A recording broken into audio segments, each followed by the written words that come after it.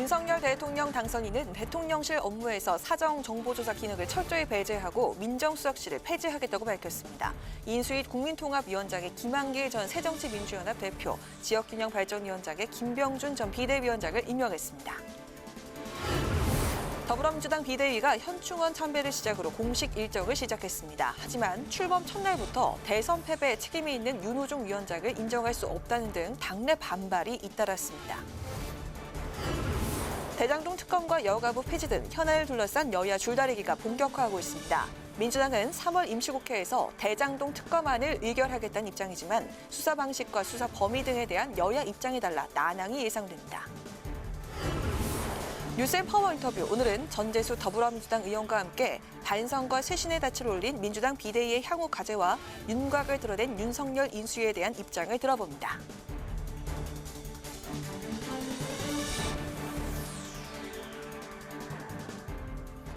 여러분 안녕하십니까? 3월 14일 의정종합뉴스 뉴스엔 시작하겠습니다.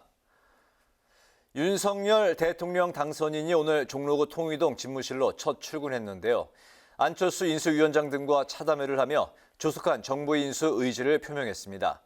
검찰총장 출신인 윤 당선인은 일명 사직동 팀은 있을 수 없다며 민정수석실을 폐지하겠다고 밝혔습니다. 윤 당선인은 첫 공개 현장 일정도 소화했는데요. 남대문 시장을 찾아가 소상공인을 만났습니다. 보도에 홍혜진 기자입니다. 통이동 집무실에 첫 출근한 윤석열 당선인이 신속한 정부 업무 인수 의지를 밝혔습니다. 신속하게 정부 업무를 인수해서 새 정부의 국정 과제를 수립하고 국가 안보와 국민의 민생에 한치의 빈틈도 생기지 않도록 하겠습니다. 윤 당선인은 안철수 인수위원장 등과 함께한 차담회에서 자신의 공약 중 하나였던 민정수석실 폐지 방침도 밝혔습니다. 과거 사정기관을 장악한 민정수석실은 합법을 가장해 정치 권력을 휘두르는 경우가 많았다며 이런 잔재를 청산하겠다는 겁니다. 대신 윤 당선인은 대통령의 친인척과 청와대 고위 공무원을 감찰하는 특별감찰관을 정상 가동하는 방안을 검토할 것으로 알려졌습니다. 특별감찰관은 문재인 정부 5년간 단 한 명도 임명되지 않았습니다. 이에 대해 김은혜 당선인 대변인은 제왕적 대통령제 폐해를 청산하겠다는 의지를 피력한 것이라며 향후 인수위 논의 과정에서도 이 부분에 역점을 둘 것이라고 설명했습니다. 인수위는 문재인 정부 정책에 대한 재검토 작업에도 착수할 것으로 알려졌습니다. 전면 폐기와 수정 보완할 것, 계속 유지할 것 등 세 가지로 분류해 추진할 것으로 보이는데 원전 정책은 전면 폐기, 부동산 정책은 대폭 수정 보완할 것으로 보입니다. 부동산의 경우 민주당에서도 공급 확대엔 이견이 없지만 종부세 폐지 등 과세 정책을 놓고는 의견이 엇갈려 난항이 예상됩니다. 특히 입법이 필요한 정책은 여소야대 상황에서 민주당의 협조가 필수적인 만큼 윤 당선인에겐 대통령으로서의 첫 정치 시험대가 될 전망입니다. 이런 가운데 윤 당선인은 첫 현장 일정으로 남대문 시장을 찾아 상인들을 만났습니다. 남대문 시장이 잘 돼야 이 서울의 경제가 잘 되는 거 아니겠습니까? 윤 당선인은 선거운동 기간 시장 상인들에게 약속했던 코로나 지원 공약 등을 확실히 실천하겠다고 말했습니다. 국회 방송 홍혜진입니다. 윤석열 대통령 당선인이 대통령직 인수위원회에 새로운 인선을 발표했습니다. 국민통합위원장에 김한길 전 새정치민주연합 대표를, 지역균형발전위원장에 김병준 전 비대위원장을 임명했는데요. 안철수 인수위원장은 추가 인선을 이번 주말까지 마치고 다음 주 초부터 인수위를 본격 가동하겠다고 설명했습니다. 임채원 기자가 보도합니다. 대통령직 인수위원회에 첫 출근한 윤석열 대통령 당선인. 인수위 핵심 간부들과 차담회를 가진 자리에서 국민통합위원장의 김한길 전 새정치민주연합 대표를, 지역균형발전위원장에 김병준 전 비대위원장을 임명했습니다. 인수위원회 산하 국민통합위원회는 지역과 계층, 세대통합 관련 정책을, 지역균형발전 특위는 지역 공약을 검토해 국정과제를 도출합니다. 김한길 대표께서는 세대와 계층을 아우르고 국민 통합을 이뤄낼 수 있는 분으로 모시게 됐습니다. 김병준 교수는 자치와 분권에 대한 오랜 경륜과 전문성을 바탕으로 인수위원장에 임명된 안철수 국민의당 대표도 첫 기자회견을 열고 인수위원회 산하 기획조정분과 인선을 발표했습니다. 추경호 국민의힘, 이태규 국민의당 의원, 서울대 최종학 교수가 분과위원에 임명됐고 추경호 의원이 간사를 맡습니다. 기획조정분과를 먼저 발표하는 이유는 인수위의 전체 운영 기획을 수립하고 분과별 활동 지침을 마련하는 분과이기 때문에 가장 먼저 일을 시작해야 되는. 안 위원장은 앞으로 50여일간 윤석열 정부의 국정청사진을 준비하는 인수위의 운영 방향을 설명했습니다. 큰 틀에서 공정과 법치, 미래 먹거리와 미래 일자리, 지역 균형 발전 등 5가지 시대적 과제를 해결해 민주주의를 복원하고 성장 기반을 마련한다는 구상입니다. 세부 정책 과제는 이번 주말까지 인수위를 구성해 다음 주 초부터 본격적인 논의에 착수하겠다고 강조했습니다.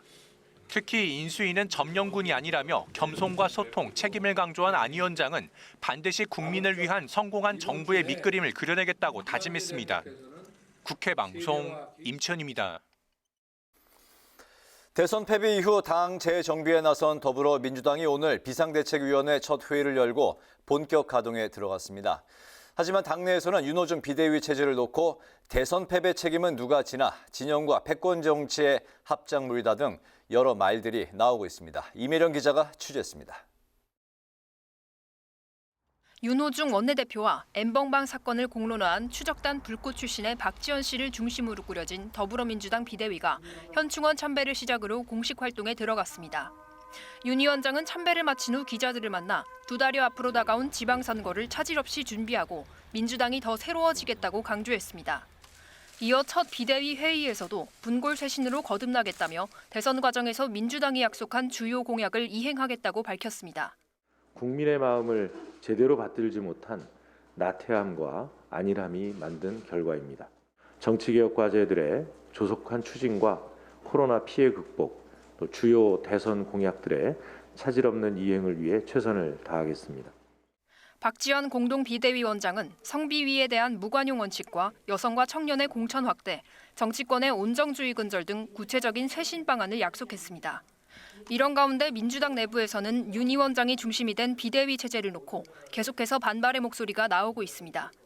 당 지도부가 대선 패배에 책임을 지고 물러난 가운데 원내대표였던 윤 위원장이 수장이 돼 당 혁신을 이끄는 건 부적절하다는 지적입니다. 당 싱크탱크인 민주연구원장을 맡고 있는 노웅래 의원은 한 라디오 시사 프로그램에 출연해 윤호중 비대위 체제는 패권 정치의 합작물이라고 지적했습니다. 부동산 정책을 밀어붙일 때 앞장섰던 사람이 위성정당 만들 때 앞장섰던 사람이 이렇게 한다 그런다면 국민들이 보기에 아직 정신 못 차렸구나 민주당 좀 더 당해야 되겠구나 이렇게 생각하지 않을까 저희들은 우려하는 거고요. 김두관 의원도 사퇴에 책임을 져야 할 사람이 위원장을 맡는 게 말이 안 된다며 윤 위원장이 물러날 때까지 의견을 개진하겠다고 밝혔습니다. 한편 비대위는 오후에 연석회의를 열고 대장동 특검 법안과 민생개혁 법안 등 3월 임시국회에서 추진할 과제를 점검했습니다. 국회 방송 이매련입니다. 여성가족부 존폐를 두고 정치권에서 힘겨루기가 이어지고 있습니다. 윤석열 당선인은 어제 소명을 다했다며 폐지 입장을 재차 밝혔지만 여가부 폐지를 위한 정부조직법 개정에서부터 민주당과의 충돌이 예상되고 있습니다. 또 대장동 특검을 두고도 여야의 신경전이 시작되면서 여소야대 상황을 어떻게 풀어나갈지 기대와 우려의 목소리가 함께 나오고 있습니다. 태윤영 기자가 전합니다. 윤석열 대통령 당선인은 인수위원장 발표 기자회견에서 후보 시절 줄곧 강조해왔던 여성가족부 폐지 입장을 재확인했습니다. 여성의 불공정 문제를 효과적으로 대처하기 위해 그에 맞는 정부 조직을 다시 구상해야 한다는 겁니다. 지금부터는 개별적이고 구체적인 이 불공정 사례라든지 이런 범죄적 이런 사안에 대해서 더 확실하게 대응하는 것이 맞기 때문에 이제는 좀 부처에 역사적 소명을 다 하지 않았느냐. 관건은 172석 더불어민주당과의 협치입니다. 여가부 폐지를 위해선 정부조직법을 개정해야 하는데 민주당이 이를 반대한다면 임시국회에서 충돌이 불가피합니다. 박지원 민주당 공동비대위원장은 줄곧 여성가족부 폐지에 반대 입장을 보여왔고 중진 안민석 정청래 의원 또한 여가부 폐지에 반발하고 있습니다. 여가부 확대 개편 등 유연성을 발휘할 수 있다는 당내 의견도 나오지만 정치권에선 민주당이 여성과 청년을 앞세우면서 쇄신에 나선 만큼 유연성을 발휘하기는 어려울 거란 관측도 나옵니다. 대장동 특검을 두고도 신경전이 예상됩니다. 진상규명을 위해 어떠한 조치라도 해야 한다는 윤 당선인과 이달 안에 특검 법안을 처리하자는 민주당. 여야 모두 큰 그림에서 의혹 규명에 공감대를 이루고 있는데 반해 방식을 두고선 여전히 입장 차이를 좁히지 못하고 있습니다. 민주당은 상설특검법을 전면에 내세우고 있지만 국민의힘은 법무부 차관 등이 특검 후보 추천위원회에 참여하는 상설특검법이 민주당 측에 유리하다며 반대하고 있습니다. 대장동과 관련한 문제들에 대한 특검은 여야 모두 주장했고 국민께서도 깊은 관심을 가지고 있습니다. 이 사안도 신속히 추진하겠습니다. 대장동 몸통 규명을 위해 중립적이고 공정한 특별검사를 임명하는 데 민주당이 실천으로 협조해 주시기를 바랍니다. 또 의혹 규명 대상을 두고도 민주당은 윤 당선인의 부산저축은행 부실 수사까지 포함하자는 반면 국민의힘은 화천대유 관련 이재명 후보 의혹에 집중하자고 맞서고 있어 여야 협의가 이뤄질지 미지수입니다. 여가부 폐지부터 대장동 특검까지 새 정부 출범 전부터 현안을 둘러싼 힘겨루기가 이어지면서 여야 관계가 순탄치 않을 것이란 우려도 나오고 있습니다. 국회방송 태윤영입니다. 더불어민주당이 원내대표 선거를 관리할 선거관리위원회를 구성해 본격적인 원내대표 선출에 들어갑니다. 원내대표 선관위는 4선의 김용주 의원을 위원장으로, 사무총장은 재선 김영진 의원이 맡기로 한 가운데 선거 일정과 경선 방식을 구체적으로 확정할 방침입니다. 앞서 민주당은 지난 11일 의원총회에서 경선 대신 교황 선출 방식인 이른바 콘클라베 방식을 도입해 오는 25일 전 차기 원내대표를 선출하기로 했습니다. 국민의힘이 이르면 다음 주 중 6월 지방선거를 위한 공천관리위원회를 구성하기로 했습니다. 이준석 대표는 코로나19 확진으로 화상으로 최고위원회의에 참여해 지방선거에서 민주당과 치열한 경쟁이 예고된다며 이같이 말했습니다. 또 지금까지 당의 파격적인 개혁안과 함께 잡음 없는 공천이 무엇보다 중요하다며 지방선거에서 압도적 승리로 윤석열 정부를 뒷받침해야 한다고 강조했습니다. 한편 국민의힘 최고위원회는 대선을 앞두고 사임했던 3선의 한기호 의원을 사무총장으로 재임명했습니다. 윤석열 대통령 당선인 측이 검찰총장 시절 법무부 장관을 상대로 제기한 징계처분 취소 소송을 취하지 않겠다는 뜻을 밝혔습니다. 윤 당선인 측 법률 대리인은 언론 인터뷰에 재판을 통해 당시 어떤 일이 있었는지를 규명해 역사의 기록에 남겨야 한다며 끝까지 소송을 진행하겠다고 말했습니다. 다만 윤 당선인이 징계처분 취소 소송과 함께 제기한 직무집행 정지처분 취소 소송에 대해서는 소의 이익이 없어 각하한다는 법원의 판단에 수긍해 며칠 안에 항소 취하할 예정이라고 설명했습니다. 앞서 지난 2020년 11월 추미애 장관 재임 시절 법무부는 당시 윤 총장을 직무에서 배제하고 채널A 사건 수사 및 감찰 방해, 주요 사건 재판부 불법 사찰 등을 이유로 정직 2개월의 징계 처분을 내렸습니다.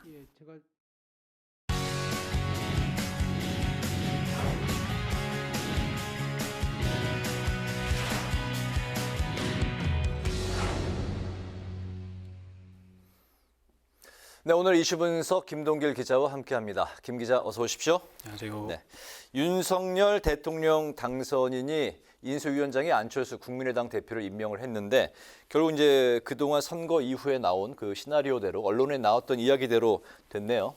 네, 안 대표가 인수위원장을 맡느냐, 아니면 이제 총리로 직행을 하느냐, 아니면 이제 당권을 맡느냐의 선택지가 있었습니다. 그래서 네. 발표되기 전까지 말들이 무성했는데, 그런데 이전 상황들을 보면 좀 예정된 수순이지 않겠느냐라고 이제 생각해 볼 수 있는 대목들이 있는데요. 네. 윤석열 대통령 당선인의 입장에서 보면 사전 투표를 하루 앞두고 이제 안 후보와 전격 단일화에 합의를 했는데, 이 당시 이제 공동 선언을 했던 상황들을 보면 국민통합정부를 만들겠다고 하면서 협치하겠다고 했고요. 또 윤 당선인과 또 안철수 대표 공약에 차이점이 있었는데 인수위에서 충분히 해결이 가능하다고 해서 당시에 윤석열 후보가 당선이 된다면 인수위원장직은 안철수 후보가 유력한 게 아니냐 그렇게 봤었거든요.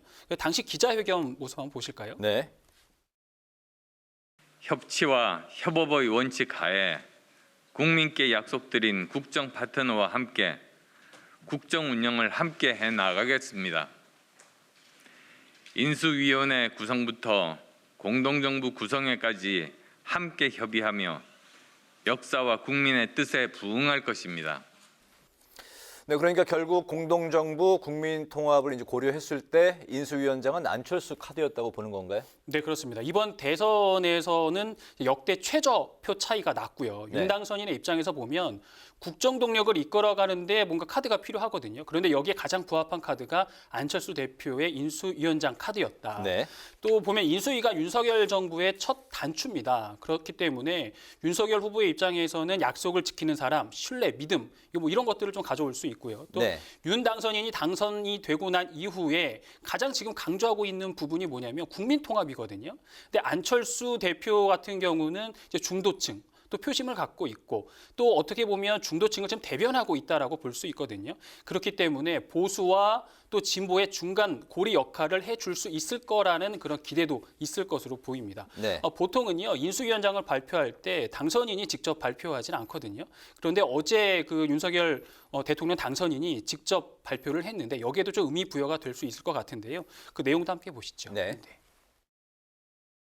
안철수 대표는 저와 국정운영 가치와 철학을 공유하고 선거 이후에도 제가 요청해서 먼저 자리를 가진 바 있습니다.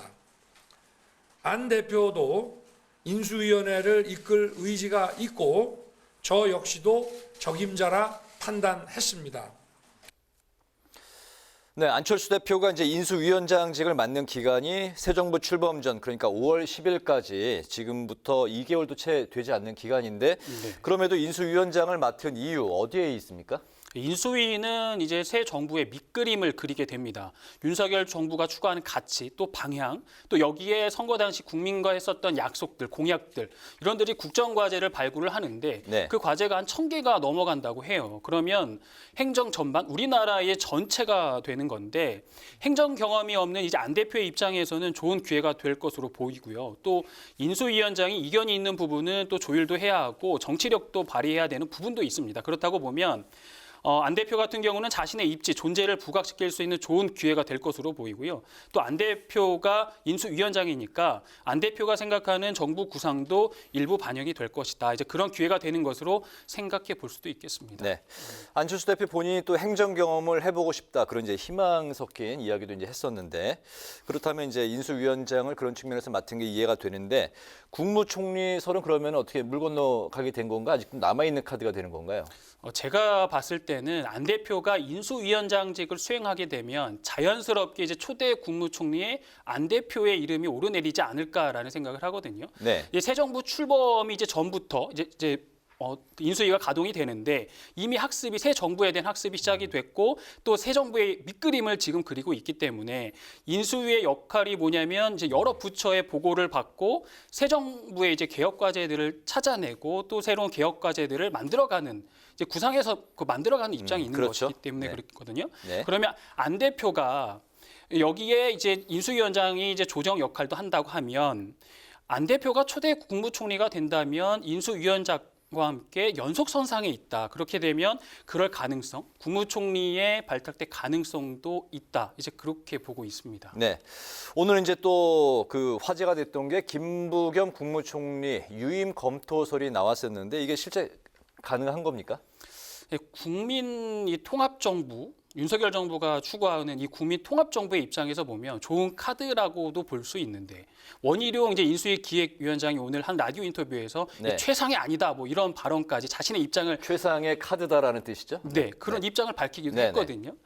지금 코로나19 등 상황이 좀 여의치가 않은 부분들이 있는데 김 총리가 만약에 유임이 된다면 국회 인사청문회나 임명동의 절차가 없습니다. 그렇기 때문에 여소야대 국면에서 또 지방선거를 앞두고 있는 상황에서 여야가 국무총리 인선을 넣고 또 정쟁이나 논란을 막을 수 있는 이점이 있다. 그렇게 되면 윤석열 정부가 안정적으로 출발할 수가 있거든요. 그런데 이제 무엇보다도 이제 검토가 된다고 해도 네. 김 총리의 의지가 있어야 되는 부분, 또 문재인 대통령 민주당과의 관계 설정도 필요한 부분이어서 지켜볼 필요가 있는데요. 김은혜 대변인이 오늘 브리핑에서 김 총리는 좀 덕망이 있고 또 존경하는 분이지만 총리 유임과 관련해서는 검토된 바가 전혀 없다. 일단 선을 그었고 그 김부겸 총리 측에서도 논의할 가치가 없다. 뭐 이런 입장을 밝히기도 했습니다. 아, 그래요? 네. 알겠습니다. 이번에 그 민주당 상황을 이제 살펴보겠습니다. 민주당은 이제 윤호중 비대위가 출범을 했는데 가장 눈에 띄는 인사가 공동 비대위원장을 맡은 N번방 사건 추적자로 활동을 했던 박지원 씨네요. 네, 이 박지원 씨는 20대 중반 여성을 대표하고 있습니다. 이번 이 초박빙 대선 결과에서 이대녀의 표심이 이제 크게 움직였다. 이 표심이 민주당으로 왔다. 여기에는 그 중심에 박지원 씨가 있다라고 보는 것이거든요. 그래서 네. 여기부터 민주당은 다시 시작한다는 의미로 풀이해 볼 수 있겠는데요. 또 이제 비대위의 면면을 보면 선대위 출신의 30대 창업가 활동가 또 이소영 의원까지 포함을 하면 비대위 내 2030 세대, 청년 세대가 4명, 이제 절반을 차지하게 됩니다. 8명 중에 4명이 되니까요. 네네. 그 윤 비대위원장의 발언 함께 들어보시죠.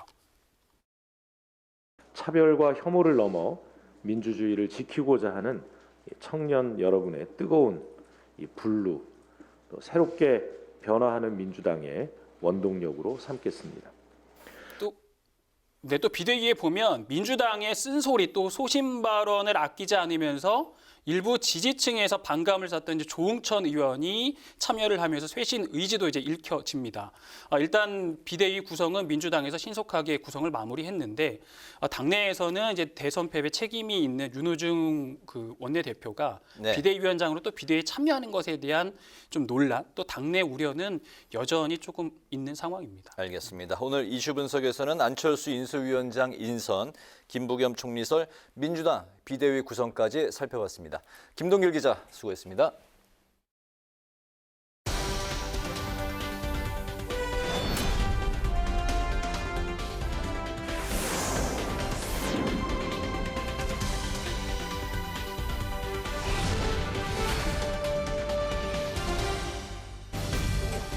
강하락의 정치톡 시간입니다. 3월 14일 시선을 집중시킨 정치 뉴스 만나보시죠.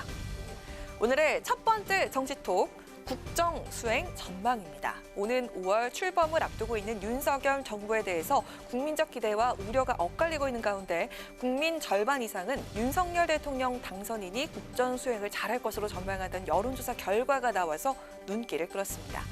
리얼미터가 미디어 헤럴드의 의뢰로 지난 10일부터 11일까지 전국 18세 이상 1,018명을 대상으로 조사한 결과 윤 당선인의 국정 수행 전망과 관련해서 52.7%는 잘할 것이라고, 41.2%는 잘하지 못할 것, 6.1%는 잘 모름이라고 각각 답했습니다. 또 여성보단 남성이, 또 연령별로는 30, 40, 50대보다는 60대, 70대에서 윤 당선인에 대한 기대치가 높은 것으로 나타났습니다. 과거 역대 대통령 당선 직후 조사했던 국정수행 전망과 비교해보면 윤 당선인의 국정수행 기대치가 가장 낮은 것으로 드러났는데요.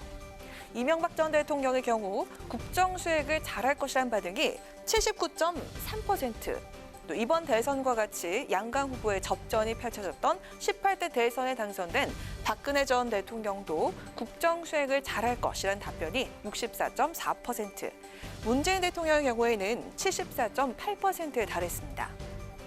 이어 유권자들이 윤 당선인에게 기대하는 1순위 국정 가치로는 부정에 대한 공정한 처벌로서의 정의가 33.5%, 지역과 계층 간의 화합이 19.7%, 그리고 민주주의적 소통이 16.2%, 형평 10.4%, 그리고 분권이 9.6% 순으로 꼽혔는데요. 지금이야말로 국민 통합과 화합, 소통과 협치가 필요한 시점이란 민심이 그대로 반영된 결과가 아닐까 싶습니다.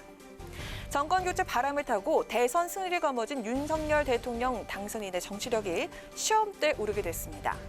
윤 당선인, 일 잘하는 정부, 능력 있는 정부로 국민을 제대로 모시겠다며 인수위 출범에도 속도를 내겠다고 밝혔는데요. 새 정부 출범까지 남은 시간은 50여일, 윤 당선인의 국정 수행을 놓고 엇갈린 전망이 나오고 있는 지금, 여소야대 속에 출범하는 윤석열 정부는 과연 어떤 청사진을 내놓게 될까요? 두 번째 정치톡은 MB 사면 가능성입니다. 문재인 대통령과 윤석열 대통령 당선인의 첫 회동이 이번 주 내 성사될 것으로 전망되는 가운데 정치권에선 이 자리에서 이명박 전 대통령의 특별 사면 문제가 다뤄질 것이란 관측이 나오고 있습니다.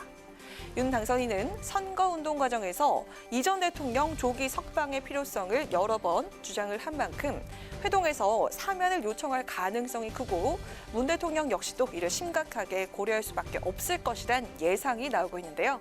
일단 문 대통령은 지난해 연말 박 전 대통령을 사면한 이후 이 전 대통령 등에 대한 사면 여부는 물론 임기 내 사면을 추가로 할지에 대해서 특별한 언급은 하지 않고 있는 상황입니다. 하지만 정치권에선 한 발 더 나아가서 석가탄 신일을 앞두고 내달 말이나 5월 초에 특별 사면이 있을 수 있고 여기에 이 전 대통령이 포함될 가능성이 있다는 예상까지 나오고 있는데요. 국민의힘에선 문 대통령의 결자 해지가 필요한 시점이라면서 이 전 대통령의 사면을 공개 요청했고 민주당에서도 윤 당선인이 사면을 단행하는 것보다 문 대통령이 직접 사면하는 게 국민 통합 차원에서 효과적일 수 있다는 분석이 흘러나왔습니다.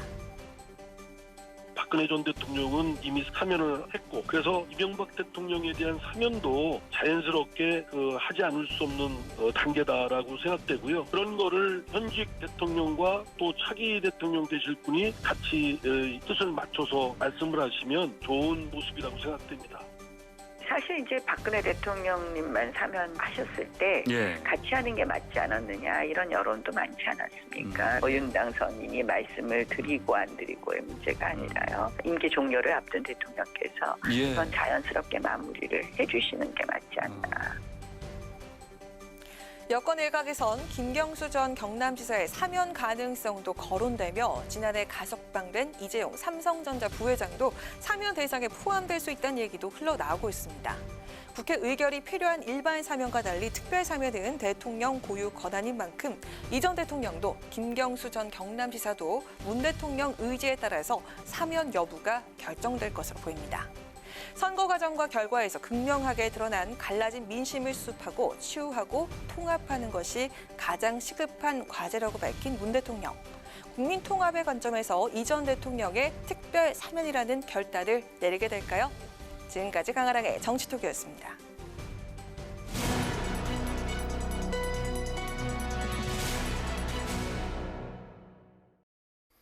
네, 윤석열 당선인 오늘 종로구 통이동에 마련된 집무실에 첫 출근하면서 본격적인 국정 재설계에 들어갔습니다.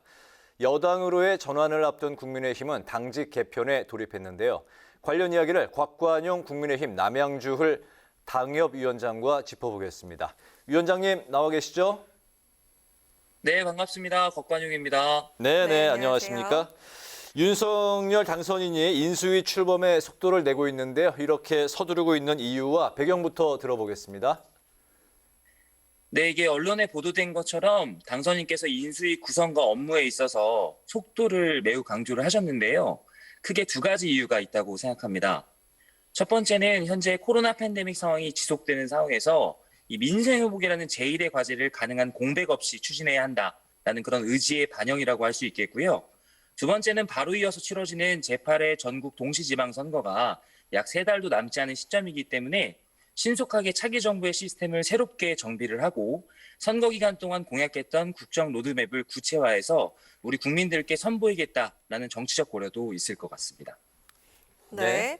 윤 당선인이 대선 공약인 청와대 민정수석실 폐지를 오늘 공언을 했습니다. 대신에 특별감찰관제를 재가동해서 민정수석실 기능을 일정 수준 대신할 것으로 보이는데 그렇다면 공직 후보자 검증 업무는 어디에서 맡게 되는 걸까요?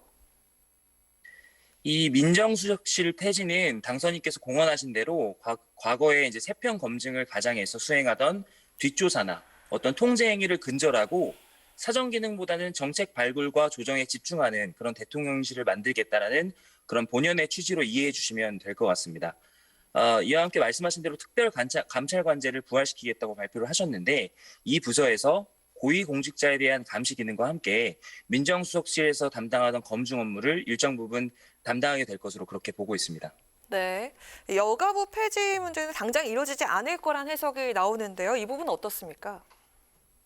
이 부분도 당 내외에서 다소의 논쟁이 있기는 하지만 당선자께서 당선 이후에 다시 한번 이 실력에 의한 인사 라는 정부 운영의 대원칙을 밝히신 만큼 저는 개인적으로 빠르게 관철될 것이라고 보고 있습니다.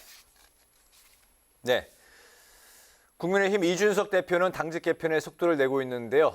일각에서는 지방선거 체제로 전환하는 동시에 이 대표가 당의 기강 잡기에 나선 거라는 이제 분석도 나오고 있습니다. 또 이준석 책임론을 선제적으로 차단하는 측면도 있다는 건데 여기에 이제 어떤 생각을 갖고 계십니까?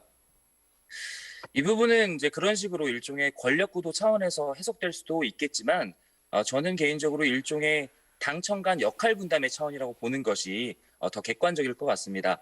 우리 윤석열 당선인께서도 이제부터는 국정 업무에 집중을 하고 당무에게는 관여하지 않겠다라고 이렇게 밝히신 만큼 차후 지방선거를 준비하는 이준석 대표와 현 지도부의 역할이 저는 더욱 매우 중요해질 것이라고 보고요.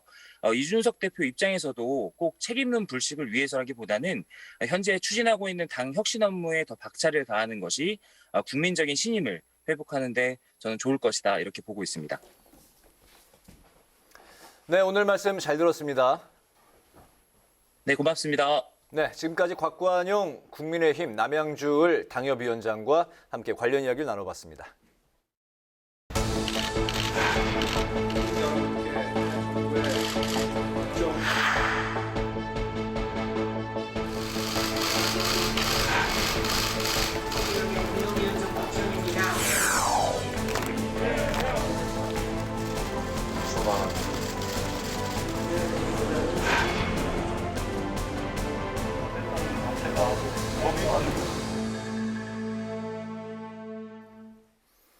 네, 이번 시간은 뉴스앤파워 인터뷰 코너입니다. 대선 패배의 충격 수습과 당 쇄신이라는 중책을 맡은 더불어민주당 비상대책위원회가 본격 닻을 올렸습니다. 새 정부 출범과 함께 뒤바뀔 여야 간 전국 기상도는 어떻게 흘러갈지 더불어민주당의 전재수 의원과 함께 관련 이야기 나눠보겠습니다. 의원님 어서 오십시오. 반갑습니다. 네. 대선에서 불과 0.73%포인트 차이로 이제 석패를 했지만 어쨌든 5년 만에 정권을 이제 내주게 됐습니다. 현재 당 분위기가 어떤지 좀 들어볼까요? 좋을 리가 없죠. 네. 네. 일단은 국민들의 선택입니다. 뭐 정치하는 사람 입장에서 또 이제 정권 획득을 목표로 하는 정당이 선거에서 지고서 뭐 좋을 리가 전혀 없죠. 네. 그럼에도 불구하고 지금 이제 가장 중요한 것은 국민들의 선택을 왜 받지 못했는지 정말 뿌리부터 그리고 돌아보기 싫은 그런 실수라든지 또는 국민들에게 비춰줬던 좋지 않았던 모습들조차도 다 끄집어내가지고 빠짐없이 하나씩 리스트업을 해가지고 다시 한번 국민들께 좀 희망을 드릴 수 있는 그런 이제 과정들을 겪고 있고 그 과정들이라는 것이 선거에서 패배를 했기 때문에 순조로울 수는 없습니다. 혼란도 있을 수 있고 또 다양한 목소리들이 나올 수가 있거든요. 지금 그런 과정들을 거치고 있고 다만 이제 국민들께 이게 선거까지 져놓고 또 굉장히 혼란스러운 모습 또 무책임한 모습 뭐 이런 것을 보이는 것보다 조금 이제 질서정연하게 이 수습을 해 나가고 다시 국민들의 마음을 얻기 위한 준비를 조용하지만 그리고 질서정연하게 하지만 내부적으로는 좀 치열하게 해나갈 필요가 있다. 그래서 지금 당헌 당규에 근거해가지고 비대위를 꾸렸고 비대위에서 국민들의 목소리를 담아내기 위한 노력들을 오늘부터 시작을 했습니다. 알겠습니다. 우리 국민들께서 한번 좀 지켜봐 주십사 하는 그 말씀을 드리도록 하겠습니다. 알겠습니다. 작년에 4.7 그 재보궐선거 서울시장 그 선거에서도 부동산 민심이 가장 큰 패배 요인으로 꼽혔었는데 역시 이번에도 나오고 있는 첫 번째가 부동산 민심 이야기가 나오고 있습니다. 다른 또 패배 요인도 꼽을 수 있다면 어떤 게 있을까요? 한 10가지도 더 되는 것 같습니다. 굉장히 많은 이제 부족함이 있었는데 가장 큰 것은 이제 부동산 민심이고 또 이제 민주당의 광역 단체장들의 어떤 선거와 관련된 범죄 행위들 뭐 이런 부분들이 좀 있었고 또 왜 스스로에게 들이대는 잣대와 남에게 들이대는 잣대가 그렇게 틀리냐라는 이제 지적들도 좀 있었고 뭐 여러 가지가 있습니다. 저희들이 우선순위를 좀 정해가지고 가장 부족했던 부분들부터 좀 찾아가지고 좀 보완할 수 있는 이제 이런 것들 준비를 할 것이고요. 특히 부동산 문제는 저희들이 이제 새 정부가 출범하기 전에라도 예를 들면은 이제 양도소득세 완화 문제라든지 뭐 이런 부분들은 좀 합리적 수준에서 좀 손을 보려고 합니다. 더더구나 이제 부동산 시장이 이제 저점 안정화 또는 이제 하향 안정화되는 국면에서 이 양도소득세를 일시적으로 완화를 하게 되면 이게 이제 매물이 출회되는 시장에서 매물이 출회되는 그런 이제 상황들이 나올 수가 있거든요. 이 부동산 가격이 가파르게 오를 때는 이 양도소득세를 완화하고 뭐 해봐야 자고 일어나면은 부동산 가격이 뛰기 때문에 그 세금 부담을 안고서라도 집을 안 팔죠. 그러니까 아파트를 지어서 공급을 하려면 적어도 3년에서 5년이 걸리는데 기존의 다주택자들이 부동산 시장에 매물을 내놓게 하는 것도 일종의 이제 공급 대책이거든요. 그런 차원에서 저희들이 좀 부족했던 여러 가지 이제 부동산 이제 공급 문제, 그다음에 세제 문제 이런 부분들은 저희들이 이제 새 정부가 출범하기 전에라도 국회에서 좀 논의를 해서 입법적인 뒷받침을 할 예정입니다. 네, 민주당 비대위가 본격 출항을 했습니다. 윤호중, 박지원 투톱 체제인데요. 대선에서 드러난 이른바 이대녀 표심을 수용해서 당 쇄신에 나선 듯 보이는데 이준석 대표는 180석 정의당은 두렵지 않다 이렇게 쏘아붙였습니다. 어떻게 보십니까? 이준석 대표가 이번 국민의힘이 집권하는데 일정하게 기여를 했다 손 치더라도 정치의 본령에 좀 충실했으면 좋겠다. 왜 그러냐면 정치라는 것은 또는 정치를 하는 사람이라는 것은 갈등과 분열이 있는 곳에 뛰어들어가 가지고 그 갈등과 분열을 좀 완화시키고 그리고 싸움을 붙이는 것이 아니고 이 협상을 붙여가지고 뭔가 좀 완화시키고 뭔가 좀 중재하고 조정하고 조율하고 하는 것이 정치의 역할이고 이 역할을 수행하는 사람들이 정치인들이거든요. 근데 지금 이준석 대표는 당대표가 되고 난 뒤에 지금까지 시종일관 싸움 난 데다가 더 큰 싸움을 만들고 그리고 그 싸움을 붙이는 것으로 말하자면 정치적 이익을 취하는 이런 지금 정치를 하고 있습니다. 그래서 저는 이준석 대표께서 그것이 표를 얻기 위한 선거 전략적 차원에서는 유용했는지는 몰라도 대한민국이 한 발짝 더 앞으로 나아가고 또 대한민국이 말하자면 조금 더 갈등이 완화되고 분열이 완화되는 쪽으로 나아가는 데는 굉장히 도움이 안 된다고 봅니다. 그렇기 때문에 이게 뭐 갈라치기 하고 그러니까 세대 포위론도 20, 30대와 60대가 연대를 해서 40대, 50대를 포위해 가지고 선거에 이기겠다. 또 이대남을 통해 가지고 말하자면 20대 여성들, 30대 여성들과 갈라치기 해 가지고 표를 취하겠다. 이거잖아요. 그러니까 이런 식의 분열과 갈등을 증폭시키는 이것은 굉장히 바람직하지 못하고 특히 이것은 나쁜 정치 중에서도 굉장히 나쁜 정치입니다. 그래서 이러한 정치는 좀 지양하는 것이 기왕에 선거 이겼으니까 이제는 좀 국민들이 통합하고 조금 더 갈등이 완화되는 사회로 나아갈 수 있는 그런 쪽으로 좀 관심을 가져줬으면 어떨까 하는 그런 바람이 있습니다. 알겠습니다. 윤호중 비대위가 본격 가동을 시작을 한 거죠? 그렇습니다. 오늘부터 오늘 이제 국립현충원의 참배를 시작으로 저희들이 이제 출발을 했습니다. 근데 아직까지도 당내에서 비판의 목소리가 나오고 있네요. 어떤 입장이십니까? 없을 수가 없습니다. 당연히 이제 비판의 목소리 당연히 나올 것이고요. 굳이 뭐 이런 이야기가 나올 때 많은 정치인들이 이것이야말로 당내 민주주의다 이렇게 퉁치고 넘어가는데 저희들은 뭐 저는 그렇게까지 표현하지는 않겠습니다. 다소 혼란스러운 측면이 분명히 있습니다. 이것을 당내 민주주의, 당이 건강하다는 신호다. 이렇게 이제 퉁치고 넘어가기에는 사실은 국민들께 좀 무책임한 것이죠. 그런 측면에서 갈등이 좀 있기는 있습니다. 있기는 있고 다만 이 갈등을 담아내지 못할 정도로 당이 이제 망가졌느냐 그렇지는 않습니다. 충분히 이 갈등과 다른 목소리들을 담아낼 수 있는 말하자면 그런 역량은 아직까지 민주당에게는 있다. 마치 이순신 장군에게 12척의 배가 있었듯이 이 정도의 갈등 정도는 충분히 흡수해가지고 다양한 목소리들을 말하자면 더 좋은 대안을 만들어내는 그 에너지는 아직까지 민주당에 있다. 그래서 우리 지지해 주신 분들 또 네. 마음을 주지 않으신 분들도 지금의 이 갈등을 보고서 민주당에 등을 돌릴 것이 아니고 좀 지켜봐 주십사. 좀 지켜봐 주시면 저희들이 정말로 다시 태어나서 다시 준비해서 다시 시작하는 그런 모습을 반드시 보여드리겠다 이 말씀을 드리겠습니다. 네, 배로 따지면은 뭐 아직 의원이 172석이나 보유하고 있죠. 이 민주당이. 예, 그렇습니다. 알겠습니다. 네. 그런 와중에 졌지만 잘 싸웠다라는 시각을 갖고 있는 또 이재명 전 후보를 호출하는 목소리도 점점 커지고 있습니다. 지방선거 역할론 그리고 서울시장 출마, 당대표 추대 등 다양한 시나리오가 나오고 있는데요. 이 전 후보 조기 등판론 어떻게 바라보고 계신지 들어보겠습니다. 잘 싸웠으면 이겼어야죠. 예. 선거를 졌는데 잘 싸웠다라고 스스로를 위로하는 것은 굉장히 비겁합니다. 예.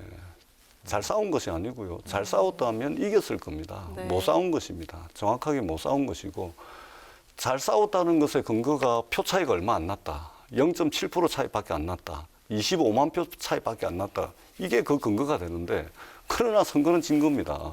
대한민국이 지금 대의민주주의 체제가 지금 성자 독식의 정치 제도거든요.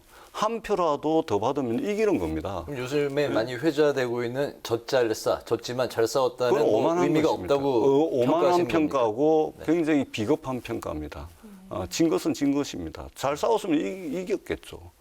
그거를 가지고서 25만 표 차이 0.7% 이거 가지고 졌지만 잘 싸웠다라고 이야기하는 것은 이것은 민주당의 쇄신을 가로막는 오만함이 될 수가 있습니다. 진 것에 방점을 찍어야지 몇 표가 뭐가 중요합니까? 조기 등판론에 대해서는 회의적인 입장이신 거죠? 그렇습니다. 그리고 저도 이제 선거를 이제 3번을 내리 다 떨어져 봤는데 더더구나 국회의원 선거보다 훨씬 더 큰 대통령 선거에서 이재명 후보가 이제 실패를 한 겁니다. 적어도 지금 이쯤 되면 이재명 후보는 굉장히 외롭고 고통스러운 시간입니다, 지금. 이럴 때는 옆에서 누가 말 거는 것도 큰 상처가 될 수가 있습니다. 네. 저의 경험에 의하면 그렇습니다. 선거에서 떨어진 사람들 대부분 그렇습니다. 이럴 때는 끊임없이 자기 속으로 침잠할 수 있는 그리고 성찰의 시간을 주변에서 만들어줘야 돼요. 우리 경선 기간까지 포함하면 무려 1년간 쉬지 않고 달려온 사람 보고 그리고 지금 가장 외롭고 힘든 시간을 보내고 있는 사람에게 또 비대위원장 또 역할을 맡아달라. 이것은 정치를 떠나가지고 이것은 사람에 대한 기본적인 도리가 아니다. 그래서 이재명 후보에게는 충분히 스스로에게 침잠하고 돌아볼 수 있는 시간적 여유 이런 이제 배려를 해야 될 시점이지 지금 나서달라 비대위를 맡아달라 이것은 아주 가혹한 처사입니다. 아직 온당치 못한 정기 일이다. 때문에 이제 그런 이야기도 나오는 것 같은데 아무튼 침묵할 수 있는 조용한 침잠의 시간이 필요하다는 말씀이시고요. 윤석열 당선인이 오늘 민정수석실 이제 폐지를 밝혔습니다. 또 인수위의 그 윤곽도 점차 드러나고 있는데 큰 핵심이 안철수, 권영세, 원희룡 그 삼각체제 그리고 7개 분과에 대한 그 뼈대를 이제 만들었는데 윤석열 당선인의 인수위 뼈대 어떻게 그 평가를 하십니까?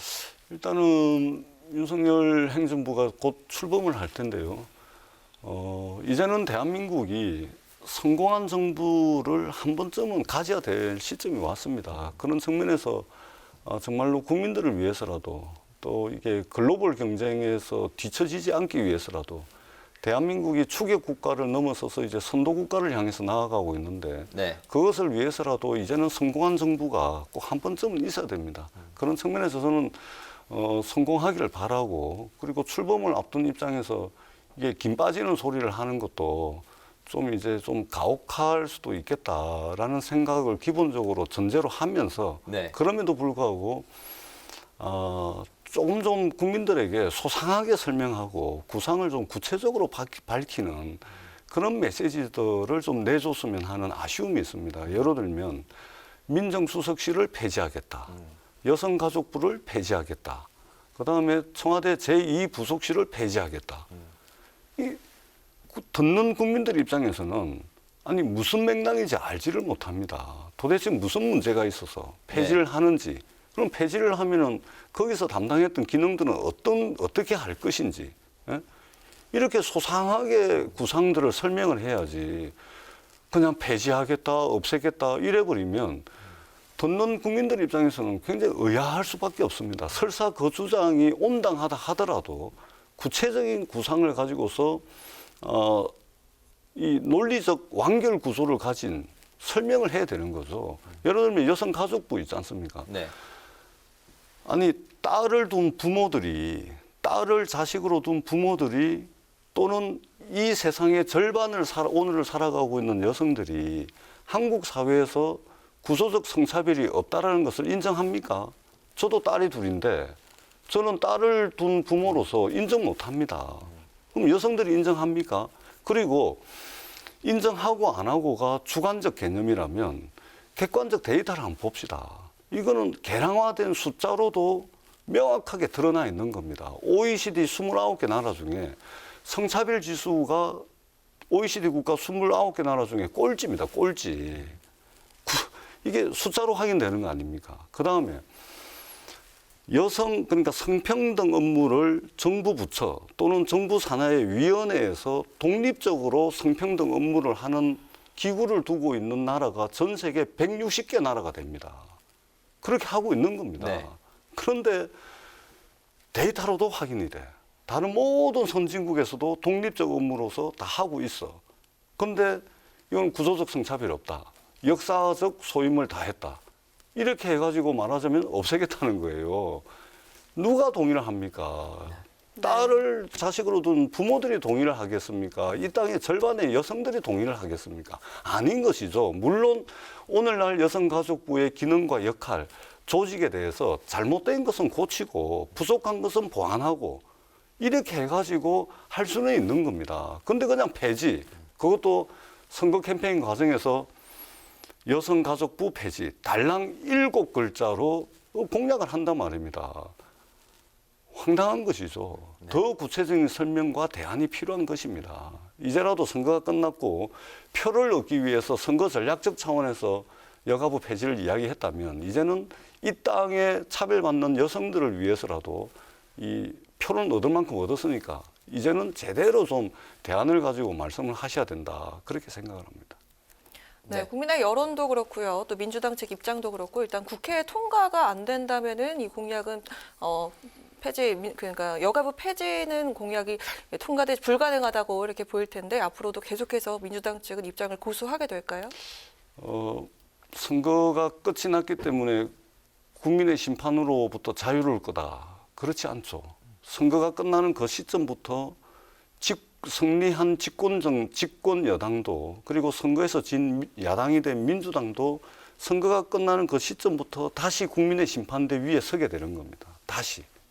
선거는 끝났지만 바로 심판을 또 받게 됩니다. 그렇기 때문에 민주당이 170석 가지고 말도 안 되는 거 가지고 발목 잡기 하고 뭐 이거 집권 여당이 하고 싶어 하는 거 그냥 막무가내로 못하게 하고 또 실패하기를 바라고 이러면 국민 심판을 그대로 받습니다. 그러나 그럼에도 불구하고 야당의 존재 이유라는 것이 있거든요. 잘못된 것은 충분히 비판하고 대안을 함께 만들어 가야 되죠. 네. 그런 측면에서 보자면 여성가족부 폐지를 가지고서 정부조직법 개정안을 가지고 오면 이거는 동의를 할 수가 없는 겁니다. 알겠습니다. 그 정부조직법 개정안을 갖고 또 이제 다투게 되는 게 3월 임시국회가 되겠네요.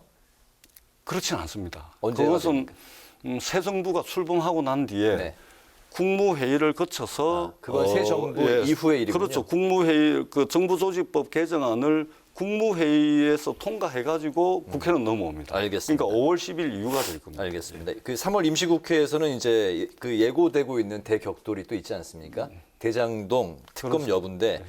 그 여야가 지금 이제 동상이몽을 하고 있는데 이 접점을 찾지 못한다면 이게 어떻게 될까요? 어떻게 원리 원칙대로 하면 됩니다. 원리 원칙 예. 동상이몽이 필요가 없고요. 선거 캠페인 전 과정에서 여야 후보들이 특검해야 된다 이야기를 했습니다. 네. 국민의힘도 지금 검찰이 작년 9월부터 지금까지 근 6개월 이상을 수사를 했음에도 불구하고 국민의힘도 검찰 수사를 비판을 해왔습니다.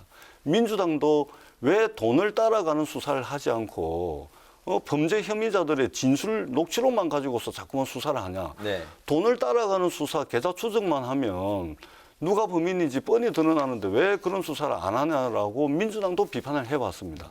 양당 공이 검찰 수사를 비판을 해왔고 양당 공이 특검을 이야기를 해왔습니다. 동상이몽이라고 있을 수가 없는 것이죠. 이야기해왔던 대로 특검 그대로 하면 되는 겁니다. 네, 알겠습니다. 네. 네, 야당으로서 전환을 앞둔 민주당 의원으로서 윤 당선인을 향한 당부한 한 말씀 그리고 새 정부가 가장 먼저 해결해야 할 1호 과제를 꼽는다면 어떤 게 있을까요? 저는 세 가지라고 생각을 하는데요. 네. 첫 번째는 위기 극복입니다.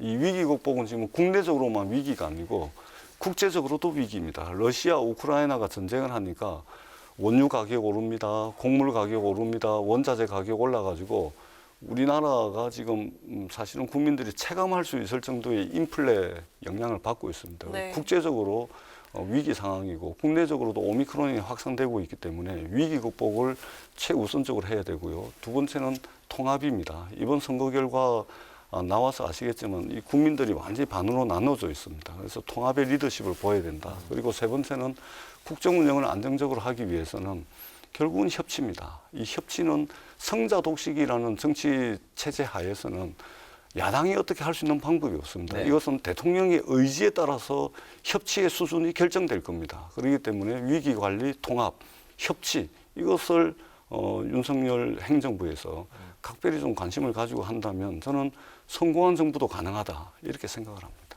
알겠습니다.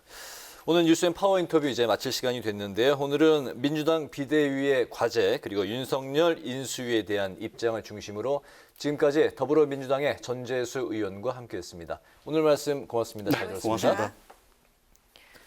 내일은 전국이 대체로 맑겠습니다. 아침 최저 기온은 서울이 2도, 대구가 6도로 예상되고요. 낮 기온은 서울이 14도, 광주 20도까지 오르겠습니다. 일교차가 큰 봄 날씨가 이어지다가 목요일과 금요일 전국에 또 한 차례 비가 내릴 전망입니다. 네, 오늘 뉴스에는 여기서 마치겠습니다. 시청해주신 여러분 고맙습니다.